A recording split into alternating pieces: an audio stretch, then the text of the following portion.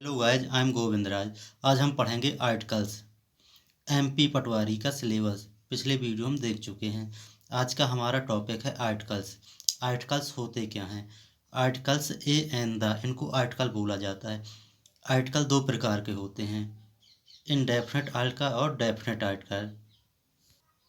जो चीज़ें निश्चित होती हैं उनको हम डेफिनेट आर्टिकल बोलते हैं, और इनडेफिनेट जो चीज़ें अनिश्चित होती हैं। इनका यूज हम कहाँ पे करते हैं ये देखेंगे।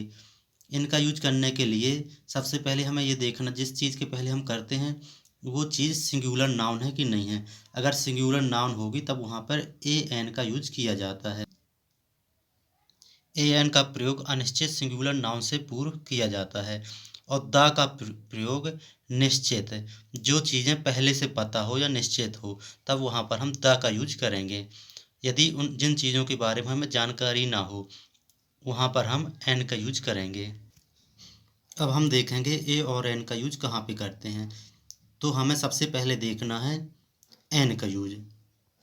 एन का यूज हम करेंगे तब हमें ये देखना, जिस शब्द के पहले हम एन का यूज करते हैं उसका हिंदी शब्द का उच्चारण छोटा आ से लेके आ तक हो, यानी हिंदी में उच्चारण स्वर से हो, तब वहाँ पर हम एन का यूज करेंगे।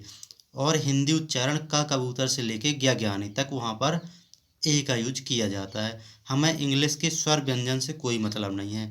जब हम ए और एन का यूज करेंगे तो हमें देखना है कि हिंदी उच्चारण स्वर है, यानी छोटा से अहा के बीच में तो वहाँ पर हम एन लगाएंगे, और हिंदी उच्चारण का कबूतर से लेके ज्ञानी तक तो ए का यूज होगा। अब हम कुछ एग्जाम्पल देखेंगे जहाँ पर ए और एन का यूज किया गया है। जैसे आर्स है, इसके पहले एन का यूज किया गया है। और हाउस है, हाउस का पहले शब्द का उच्चारण हा से है, जो का कबूतर से लेके ज्ञानी के बीच में आ रही, यानी हा, तो वहाँ पर हम ए का यूज करेंगे। इसके कुछ और एग्जाम्पल देखते हैं। ये जो एग्जाम्पल दिए गए इन सभी में देखेंगे ए और एन का यूज किया गया है। पहले हम ये देखेंगे हमारे एग्जाम में क्वेश्चन किस तरह के आएंगे। जो ये क्वेश्चन लिखे गए हैं एग्जाम में इसी तरह के आएंगे। हम देखेंगे कहाँ पर एन का यूज होगा और कहाँ पर ए का।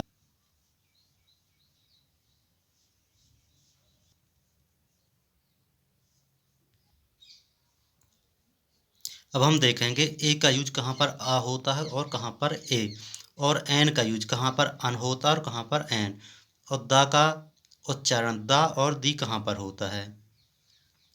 समानता स्पोकन इंग्लिश में ए का उच्चारण आ, एन का उच्चारण अन तथा द का उच्चारण द और दी किया जाता है। हालांकि जब कॉन्सोनेंट साउंड के पहले द हो तो उसका उच्चारण द पढ़ते हैं, और वोवेल साउंड हो तब वहाँ पर उसका उच्चारण ई पढ़ते हैं।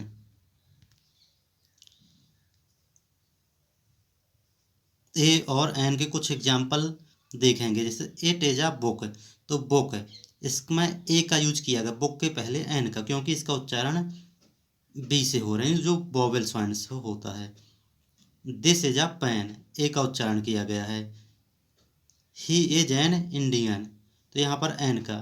तो हमें यही देखना है कि जिस शब्द के पहले हम ए और एन का यूज करते हैं तो सबसे पहले ये देखना कि ये सिंगुलर है कि नहीं है। अगर सिंगुलर हो तो इसके पहले जिस शब्द के पहले करते हैं तो इसका उच्चारण देख लेना है। अगर हिंदी में छोटा आ से आ के बीच में तो एन लगा देना, और का कबूतर से लेके ज्ञानी तक तो एन का यूज करेंगे। और दा का यूज कहाँ पे किया जाता है? दा का प्रयोग पूर्व निर्धारित वस्तु या व्यक्ति के पहले किया जाता है। जिन चीज़ों के बारे में हम पहले से जानते हैं वहाँ पर हम दा का यूज करें। अब हम देखें कि हमारे एग्जाम में किस तरह का पैटर्न आएगा। ये रहे नीचे प्रश्न। यहाँ पर आपको देखना है कहाँ पर एन का यूज होगा, कहाँ पर ए का और कहाँ पर द का। पहला एग्जाम्पल है he looks as stupid as owl है, तो इसका उच्चारण देखना आ और आहा के बीच में ओ से आ रहा है, तो हम यहाँ पर एन भरेंगे। दूसरा एग्जाम्पल है आई बॉट आ हाउस, यहाँ पर इसका उच्चारण हा से है तो हम यहाँ पर ए का यूज करेंगे। और यहाँ पर ऑक्स है, ऑक्स के पहले एन का यूज करेंगे। और बुफैलो बा से हो रहा है तो यहाँ पर ए आएगा। जैसे अदर एग्जाम्पल है द गाइड नोज वे, तो यहाँ पर आ वे का यूज किया जाएगा, इसके यहाँ पर ए का यूज करेंगे। इस तरह से आपके लिए कुछ प्रैक्टिस के लिए एग्जाम्पल दिए गए हैं।